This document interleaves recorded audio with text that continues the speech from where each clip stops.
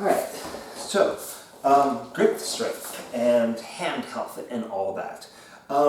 So when we are talking about really any type of strength issues that people might be having, they can come from several different places, right? And so one of the, it could be that muscles are weak. It could be that muscles are overactive. Now, when we talk about overactive muscles, it could be that a muscle is spasming. It could be that a muscle has scar tissue in it that's making it stay in a shortened place.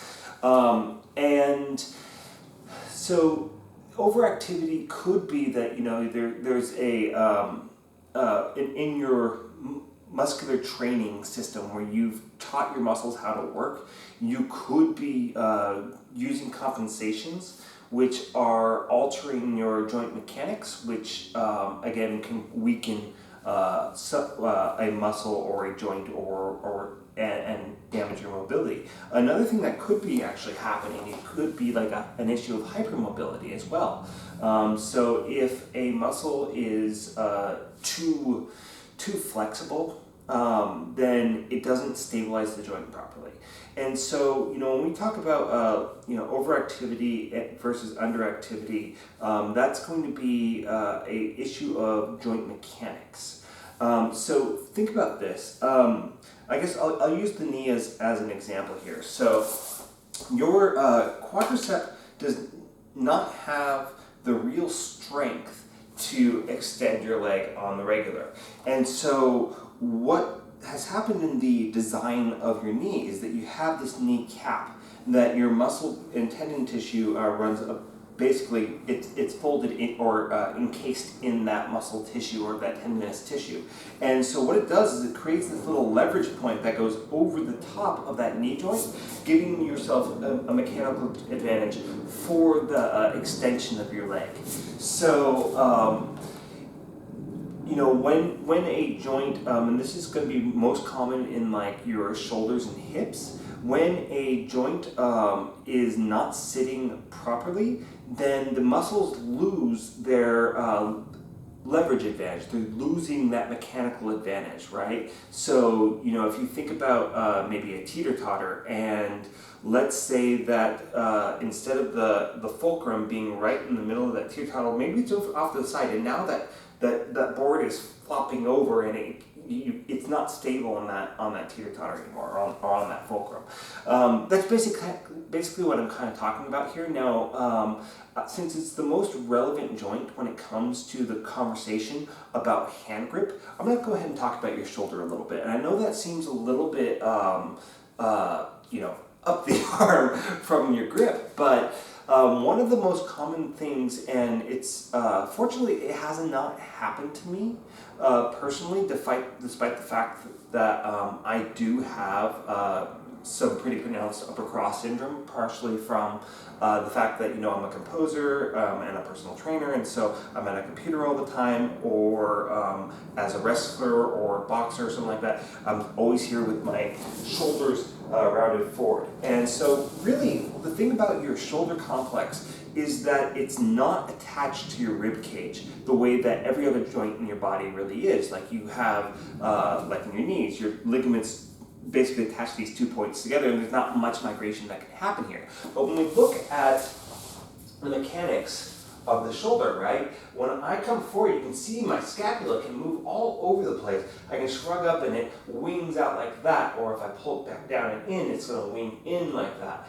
right? And so I've got a lot of space that this shoulder joint can move in.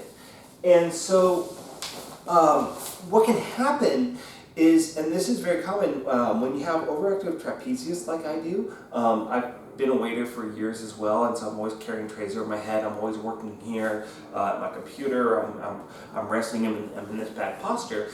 This shoulder's going to be staying a lot of that time in this elevated forward position. And what can happen with that, and I'm also a side sleeper, which doesn't contribute or doesn't help with that. And so what can happen is that the head of your humerus can come out and sit wrong in that joint, and you have, under your armpit here, you have blood and nerve pathways that go through that. And so if you're experiencing a lot of grip weakness, one of the things that can contribute to that is this kyphotic posture and an impingement, basically where the bone is sitting on those blood pathways or the nerves, and you're not getting the right electrical signals to your hands, and you might not be getting the right circulation to your hands. So to address that first part, and we've talked about this a bit in some of my other corrective videos, but you could take a lacrosse ball, put it on your pec minor through here, and just kind of sitting on that to release it. You can take a Theracane like this, or a lacrosse ball. You can press down onto your levator scap and trapezius there to kind of release that, and you could be working on stretching that that trapezius and levator scap by getting into good posture and then stretching over. Another thing that I've recommended is like putting an elastic harness on that pulls you into that kyphotic posture, and then go for like a 20-minute run where you are being very active and mindful about maintaining proper posture so that we strengthen ourselves back into that posture. Other exercises that can help with that are like the reverse shrugs that I've shown you. We do external shoulder rotations. Notice as I'm pulling, I would have a band here that's pulling off in like that 45-degree diagonal there, or straight to the side, and I'd be coming out this way, right? Holding a weight plate like this and doing external shoulder rotations, right, does absolutely jack all for actually addressing this, because the resistance is going down to the ground. I'm getting a bicep workout, but I'm not having added resistance to this external rotation.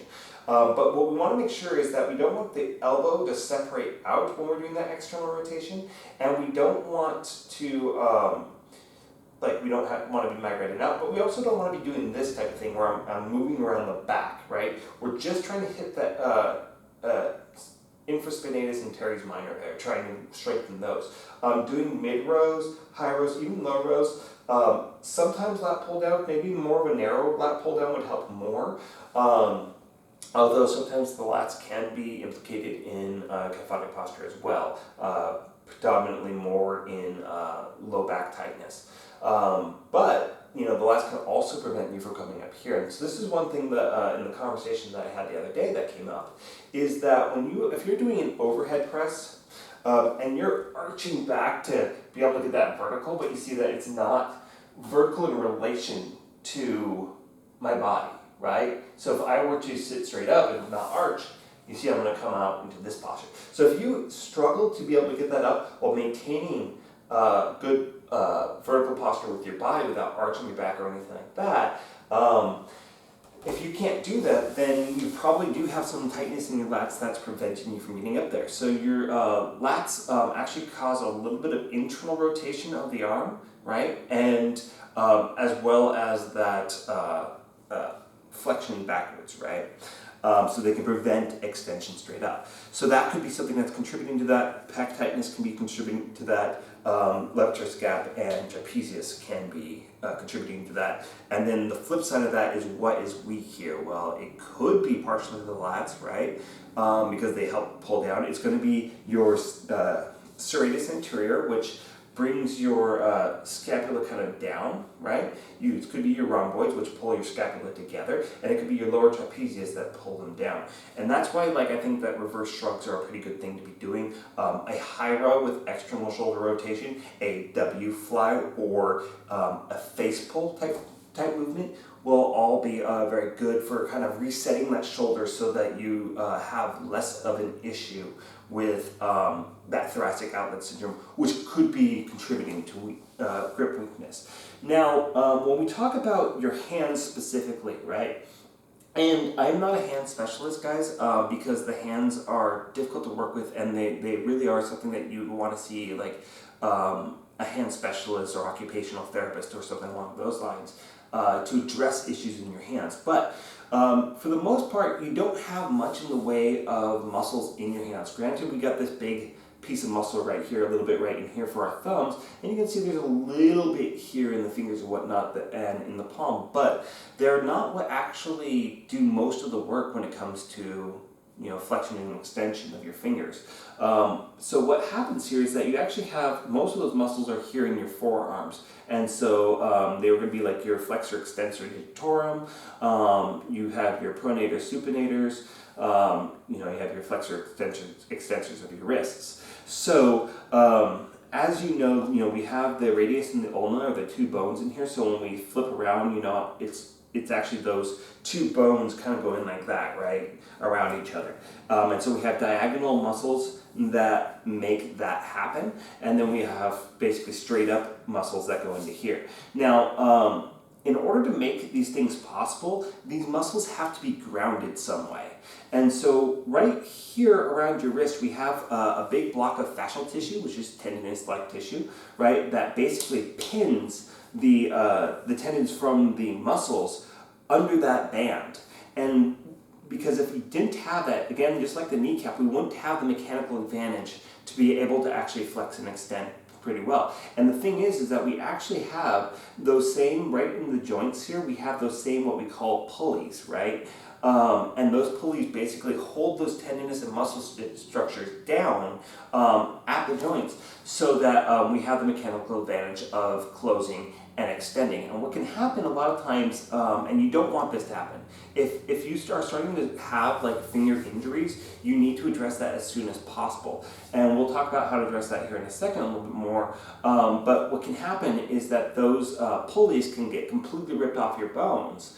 And so, that's going to require surgery to fix. And that's why we want to kind of address that as soon as possible. So, since those are tendinous structures, and I guess that is a good enough time to go into that, basically what you're kind of getting there is a form of tendinitis, which is an inflammation of the tendon tissue. It's getting stretched, and then as it's stretching, it's tearing a little bit. And that can be caused by overuse. It could be caused by overloading. And so, when we start having those tendinous tissue starting to pull away, they're only going to get worse. Again, tendinous tissue doesn't get a lot of circulation to it specifically. It doesn't heal very fast. And so if you are starting to get those overuse injuries or strains or whatnot in the tendinous tissue in your hands, those need to heal, and they need to heal in a good way. So when we talk about trying to heal these, there it is. One of the ways that I kind of deal with it a little bit is kind of playing around with the idea of Graston technique. Now, again, I'm not a hand specialist. I'm not even certified in Graston technique. Thus, I'm using a metal training dagger. You can use like a butter knife or something as long as it's got a round, thick edge on the back side. That's the side that you want to use. You don't want to use something that's got a particularly sharp edge. And generally speaking, you're going to want to put on lotion, and just a little bit, because you want it to be able to glide. Now, I'm going to go ahead and go up into this area so I can explain this a little bit better.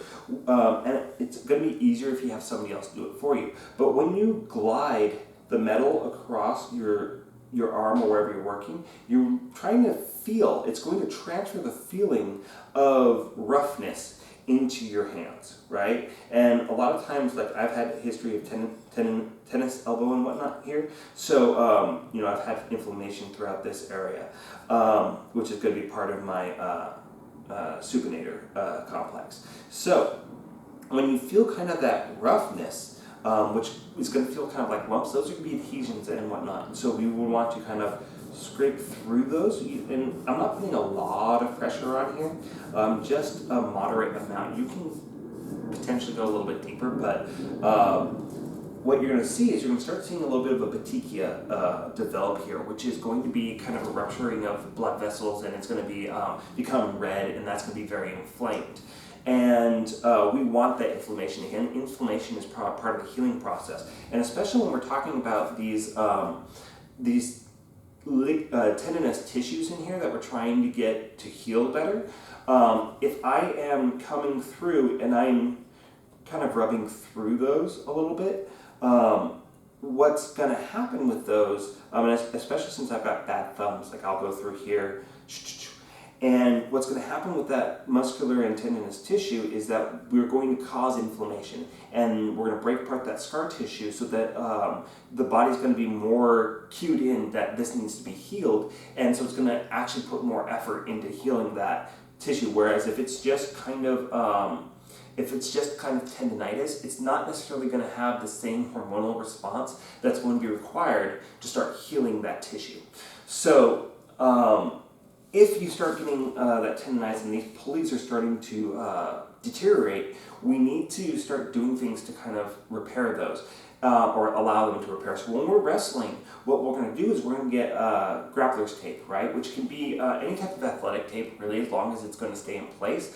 And the size, the width of it is going to depend on whatever you're going over. So generally speaking, like 1/4 of an inch to 3/8 or so is going to be enough for your finger joints. Now, if it's just a pulley issue here, I'm just going to go over the finger itself. And so there's a couple ways that we can do it. We can go over this part where the muscle tissue is, right? And that's going to help with that. And it's going to take pressure off those pulleys so that they have more of a chance to heal, so we don't get as much of that overuse type of damage in that tissue while we're still using it. Now, for everyday stuff, I'm not going to do that very much. And when we do this, we're not going to be going particularly tight on this, right?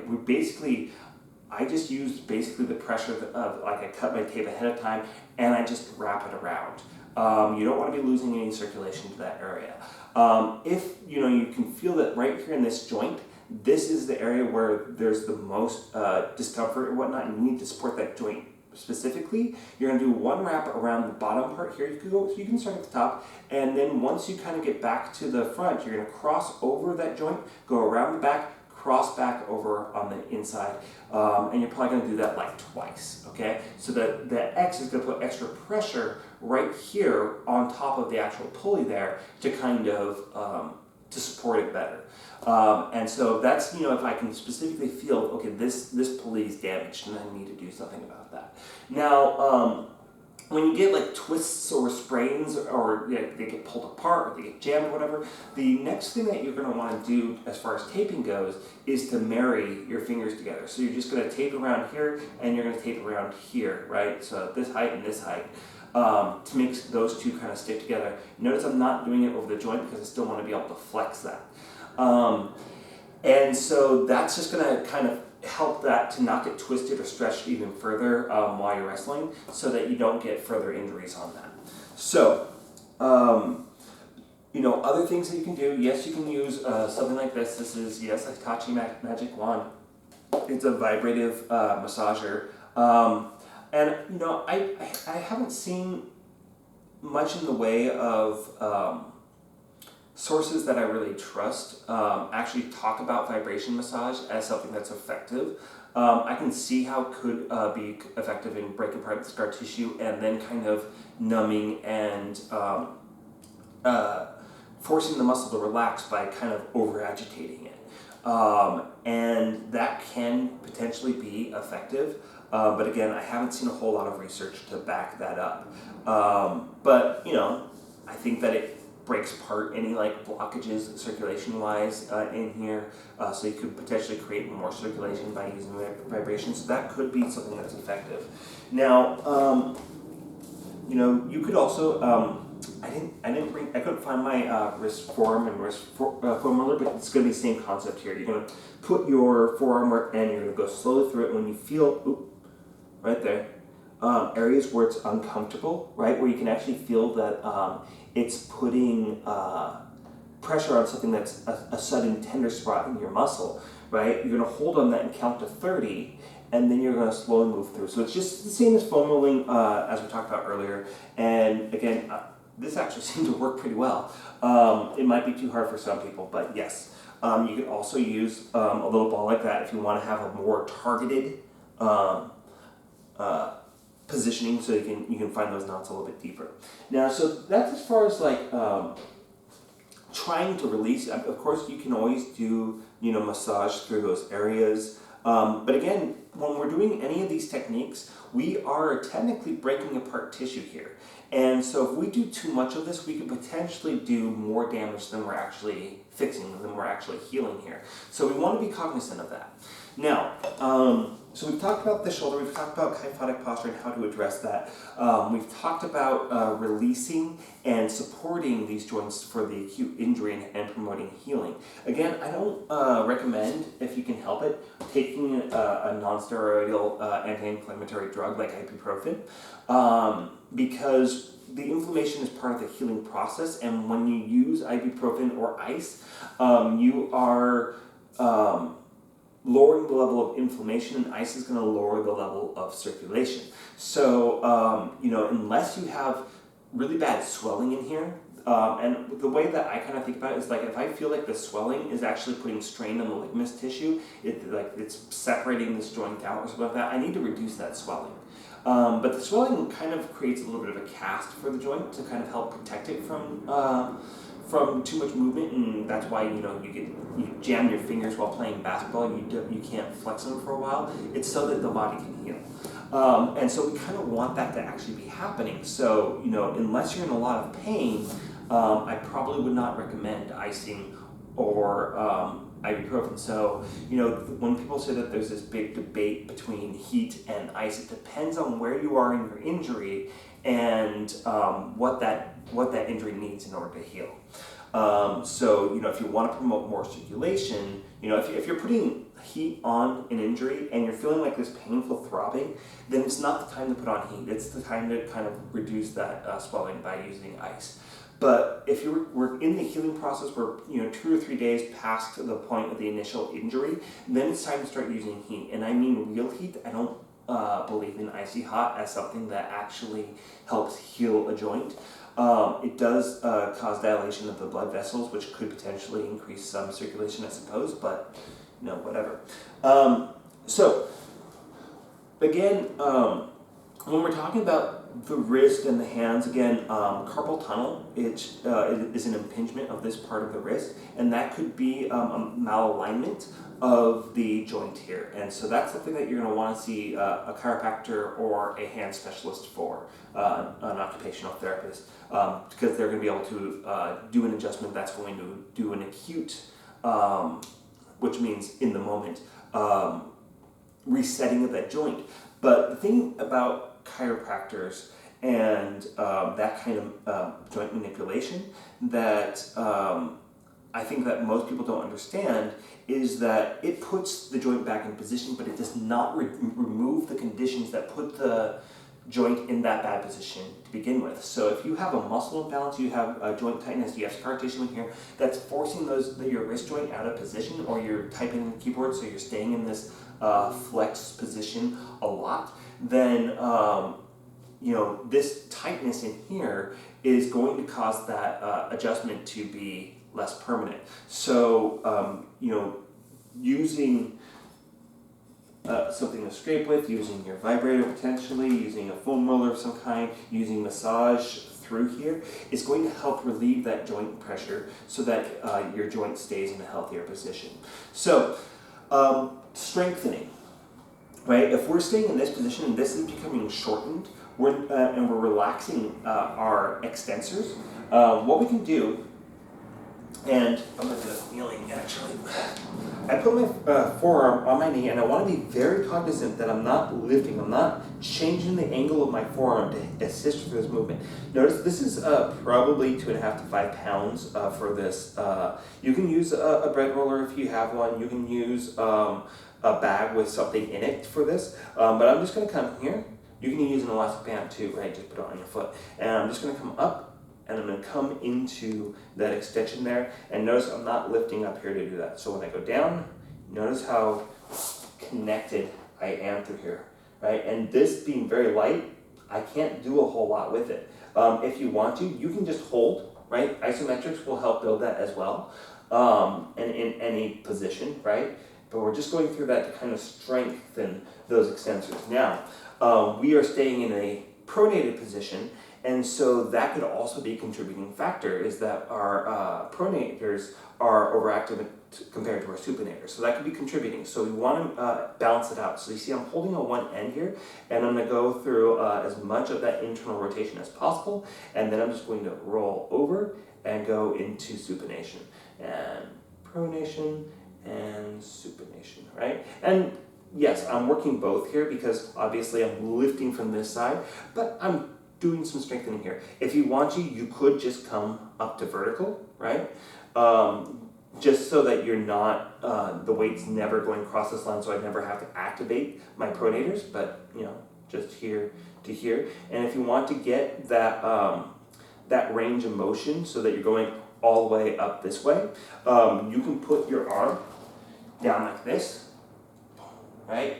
And now I'm getting all that resistance, right, is going right into my supinators, and none of my pronators are getting any work out of that. So, but that being said, I could have issues with my pronators as well. So you might want to work both, but you know, whatever. It just kind of depends on what's going on with your body. And again, if you see an occupational therapist, they're going to give you better instruction with this, because again, I'm not a hand specialist. So from here, if I wanted to work my flexors, I'm going to go out to my fingertips, and I'm probably going to use heavier weight for this, because again, this side's supposed to be a little bit more developed than the other. But I come here, and I curl in, and I go out to my fingertips, and I curl in. Okay? So that is how you work your pronators, supinators, flexors, and extensors. Now, if you want to get more finger specific, and you can use this on anything, I'm going to use my other hand because I've got a second-degree burn on this hand from stupid shit I was doing. So, you get a little device like this. This is Consistent Force by X Trend, and this is supposedly heavy. I never found it that heavy, but whatever. You put your little finger caps on, and this, I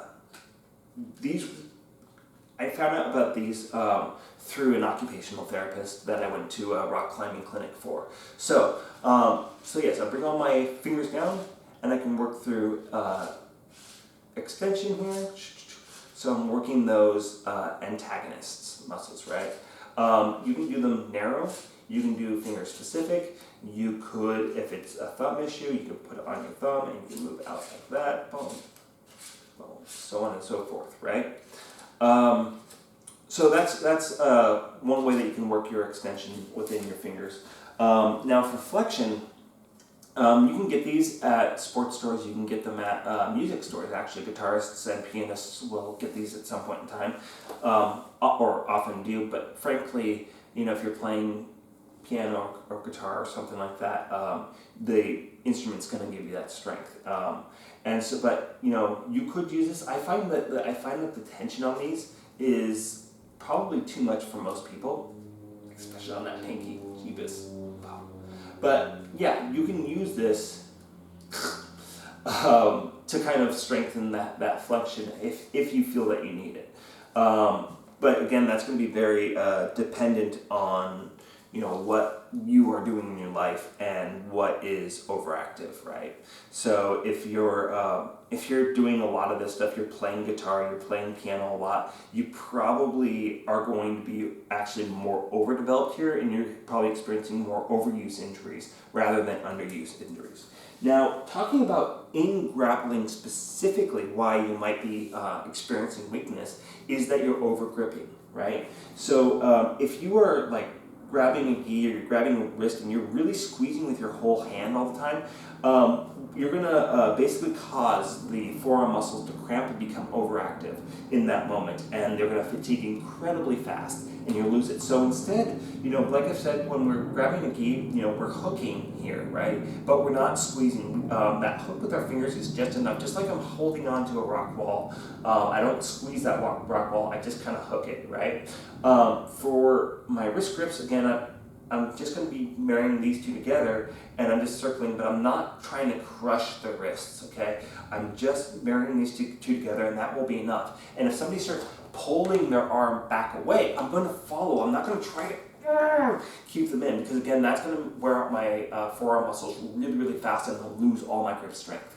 So guys, I think that's just about what I have for you. I know this was a bit of a long one, but I think it's really, really important to you know, try to correctly identify, okay, you know, am I using muscles too much? Is it possible that the muscles are, you know, too developed or overused, and maybe they've got scar tissue, they've got adhesion points, and you know, this can totally be part of diagnostics. Remember, these blades, whether you're using the $2,000 actual grasping blades or you're using a $10 training dagger or butter knife or whatever, when you're going through here, guys, you know, you're going to feel little lumpy spots. You're going to feel areas where the muscle's not moving right, and you're not going to do any damage to that muscle by gently going through there and trying to break that up using foam rolling or this.